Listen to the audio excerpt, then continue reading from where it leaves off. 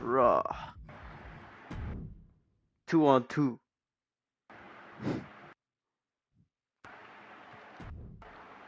Bailey and Charlotte versus Becky and Mercedes. I'm not gonna lie.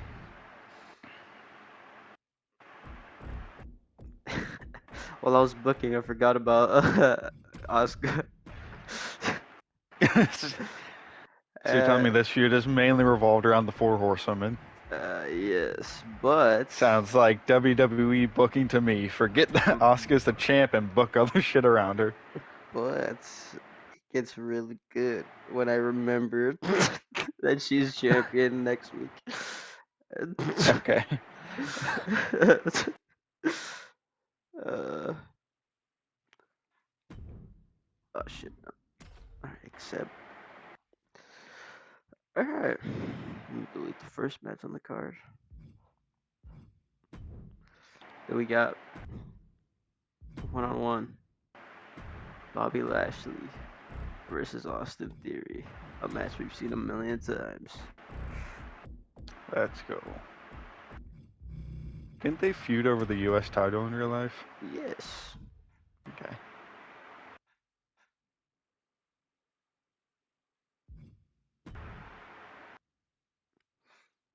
And we got another tag match. Jimmy and Jay, the Usos, versus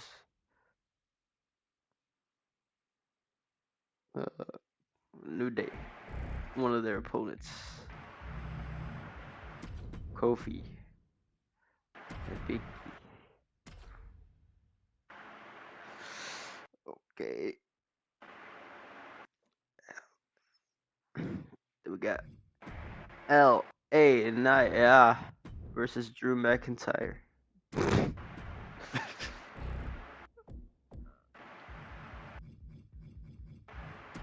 Non-title? No title on the line. Okay.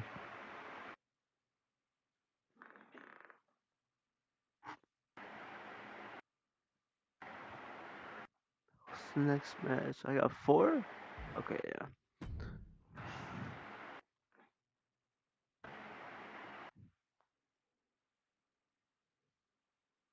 Why the fuck is he in the number 1 contender spot?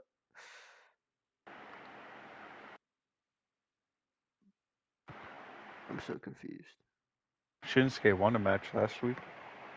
No, but this is for the $1 million. I put Gargano in here. Who else do I have? Yeah, it makes no sense for him to be in here. Gargano's fighting for the tag titles. Yeah. Fucking put Logan Paul in there. Oh, wait. I didn't even say who. It's a fatal 4-way.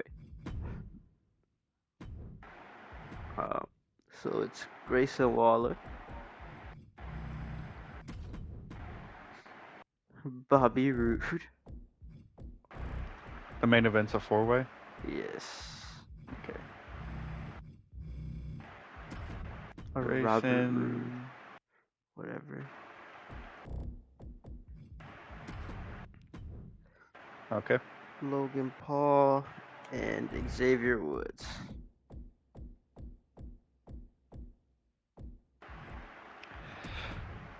Okay. If it was me, I would have put LA Knight and True in the main event, and this is the co, but it's your show. Nah. I mean, I'm not changing them, so this is how it's going to be, but. Nah. This is I'm how just it saying, is. this is the most mid-card match I've ever seen in my entire goddamn life. Logan Paul can wrestle. LA I mean, Knight all of them can't. can wrestle.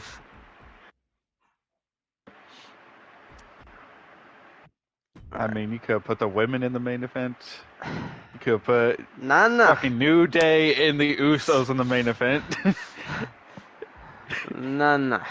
This is a number 1 contenders match. Okay. Alright. Where the fuck is. Alright. The show yells with Triple. I mean, the show starts with The Triple H show yelling. yells with Triple H. The show starts with Triple H yelling again. Kevin Owens, you're dead. As the Raw hits the air. Why is it that every time I have a problem, it's you causing it? Should have stayed out of my business, but you did it, so now I'm gonna have to get even. Get out here so I can kick your ass. KO's music starts playing. He starts coming down the ramp. Triple H meets him there. They start brawling along ringside. It's complete chaos. Chair shots from both parties. Kendo stick, fucking sword fight type shit. Finally, I come out with some security guards and I get them to get separated.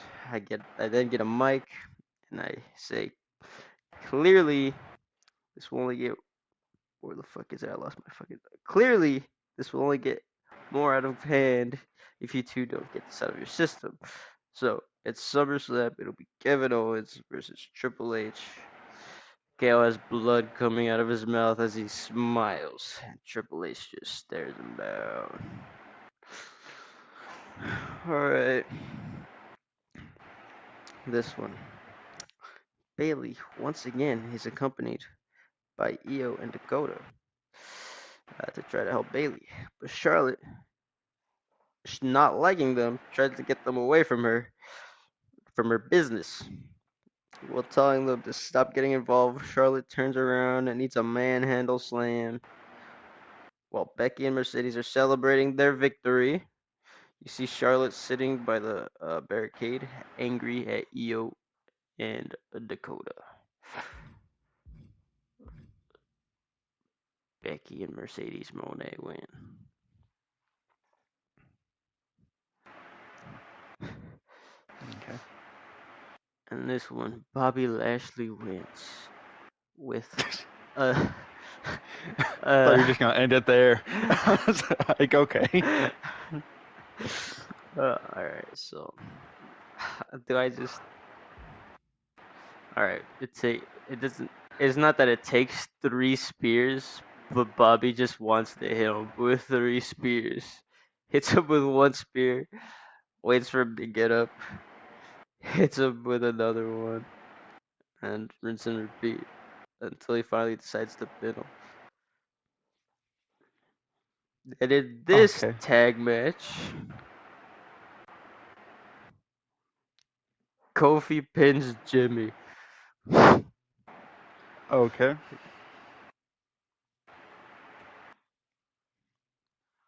Alright. And then backstage, Theory is nursing his ribs from being speared. Grayson walks in and he's like, told you it wasn't easy. We gotta pick our battles more wisely from now on. Hey, how about you accompany me to the ring tonight and help me out in my #1 contenders match for the $1 million championship? Theory says, alright, let's do this. LA Knight versus Drew McIntyre. In this match, Drew was about to get hit with a clothesline, but out of instinct, he pulled the ref out of the way and was able to hit a claymore on LA Knight for the win after the ref came to the came to. There you go. Oh Gotcha. no! After another ref came out to count to 3. After the match, Drew's on his knees when Nakamura comes from the crowd. They hit a Kinshasa to the back of Drew's head. Um, he hits an inverted imploder suplex on him, and then one final Kinshasa to the face. Alright.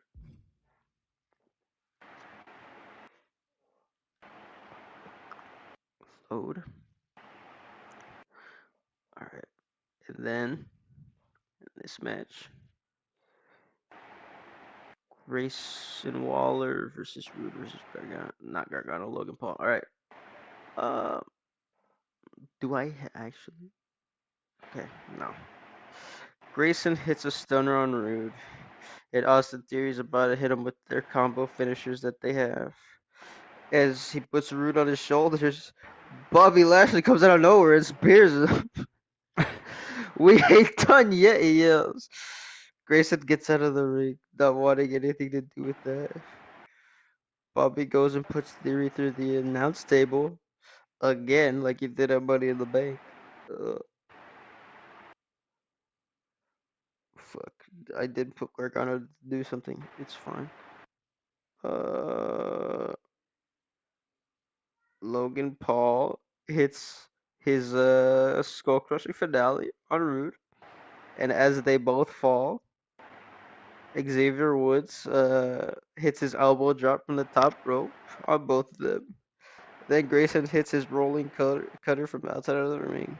Or not cutter, stunner. I fucking auto-corrected to that probably. On Woods for the win. Grayson is the new #1 contender. Okay. Okay.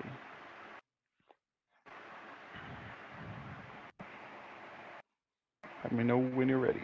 No, I'm ready. Okay, match 1 is Raquel Rodriguez versus Liv Morgan. Not the tag partners.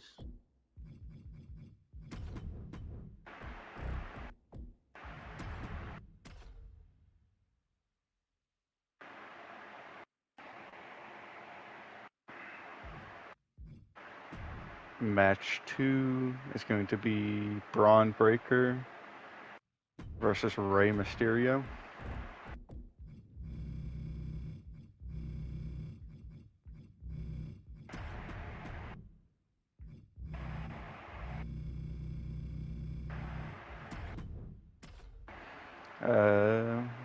Match 3 is a tag match, 2-on-2. It is RK Bro. Where's Riddle? RK Bro versus the Hardy Boys.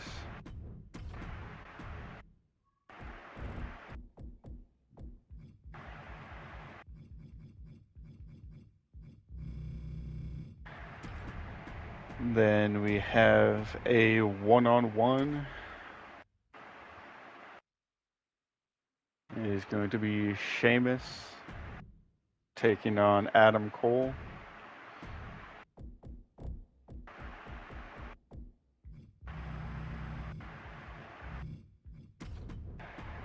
And then in the main event, one more tag match is going to be Alpha Academy taking on Brock Lesnar and Kurt Angle. What the fuck? I wonder who will win this one. It's gonna be Alpha Academy because they're not gonna be able to get along. They're #1 contenders. We'll see how it turns out. I mean, on paper, this should be a complete fucking I feel like it'd blowout. be a great match. Have the technical side of Angle and Chad, have the just two hosses fighting between Brock and Otis. Yeah, fucking phenomenal match. It's just if Brock cares enough. True. I feel like if he's working with Angle, he would care. Him and Angle have always got along. Okay, are you ready? Uh-huh. Okay. We open the show with John Cena. He talks about how Gunther says he has to deal with him on a personal level and how is he supposed to deal with that. Just like last week, he goes down the list of people who he has dealt with a personal level, you know, Rock, Triple H, Shawn Michaels, Edge and Randy Orton, Undertaker, he's faced them all.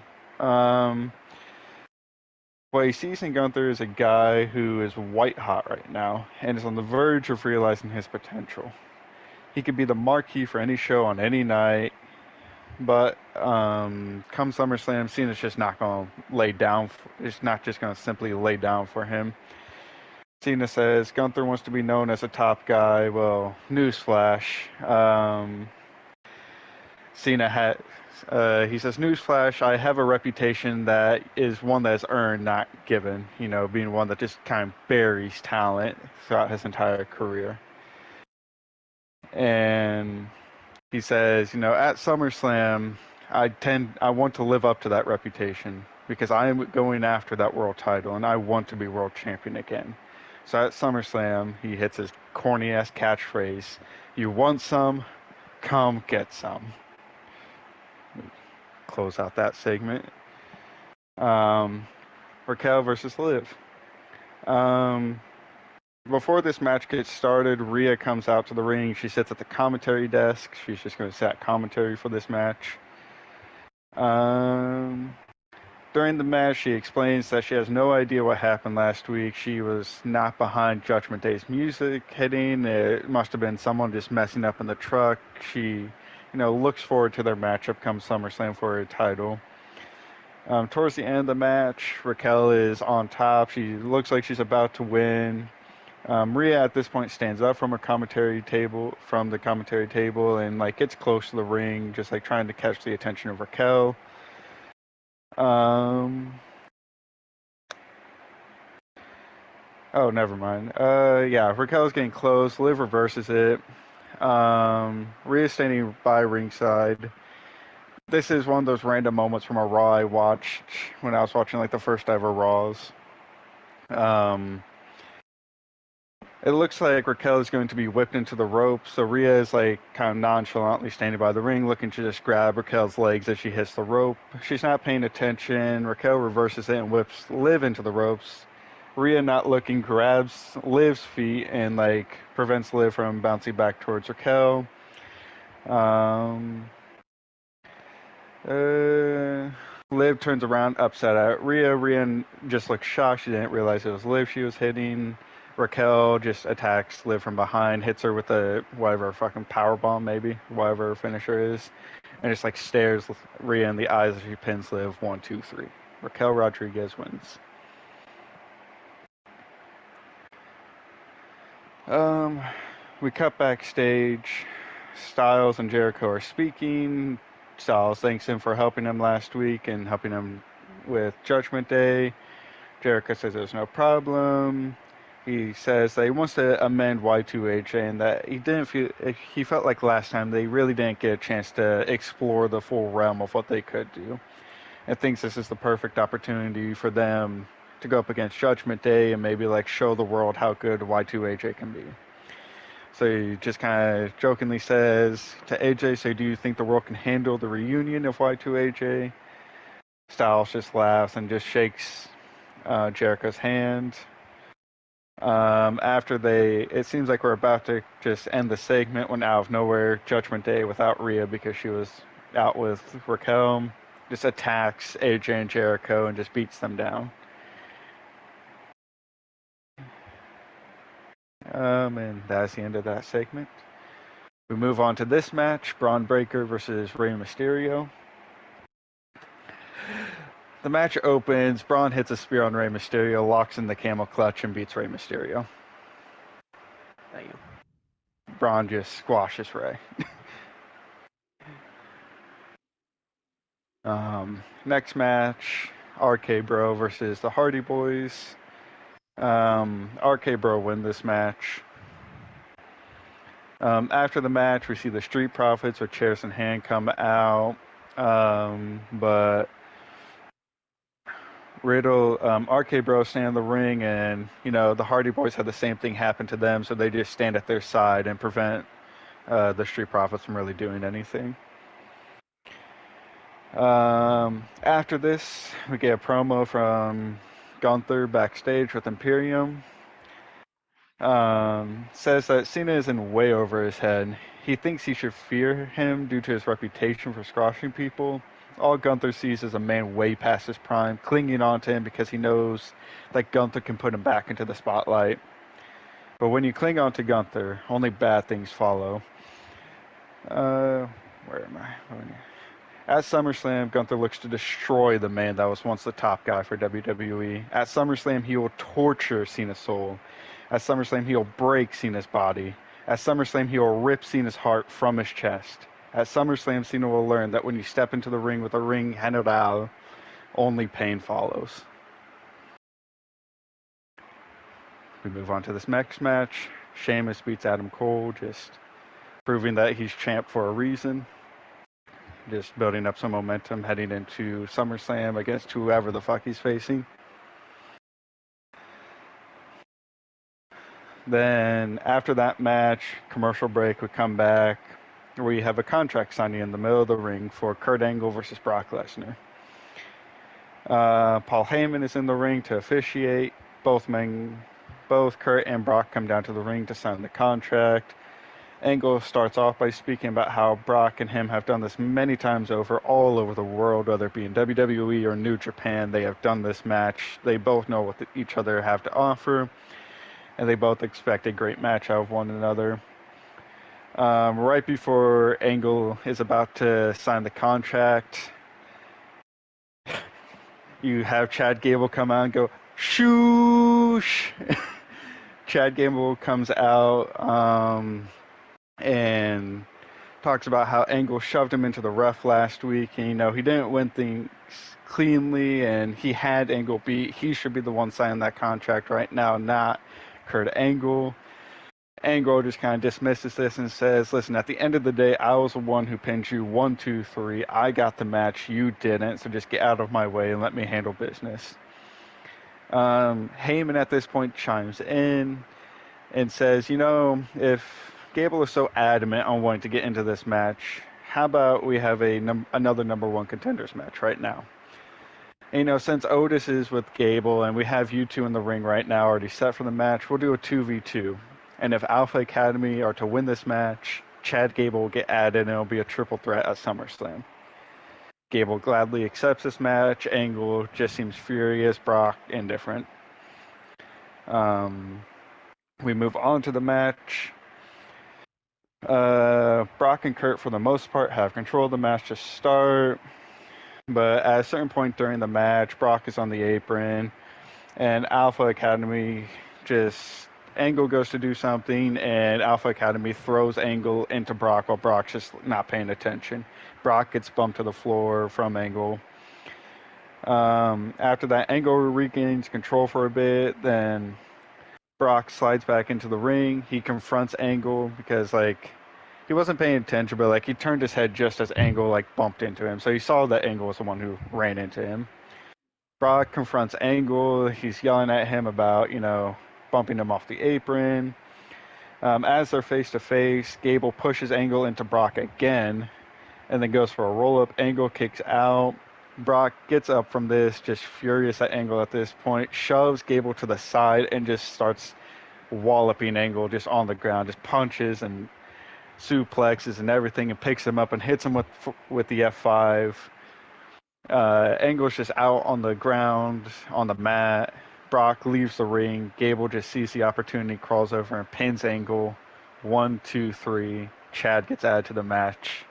Alpha Academy beat Brock Lesnar and Kurt Angle. Fuck. Okay.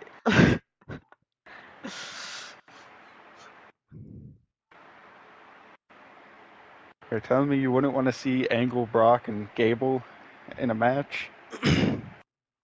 Chad Gable doesn't have the credibility to be in that match right I now. am putting this man there. I'm pushing this man up the card. You can live Holy with it.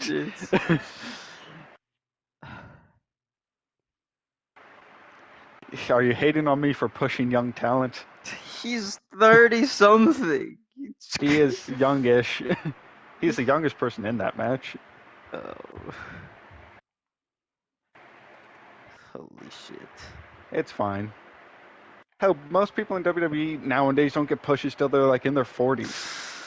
Fucking Drew, I don't think got his world title pushed till he was in his 40s. Bobby's almost 50. But they're big. Chad Gable's small.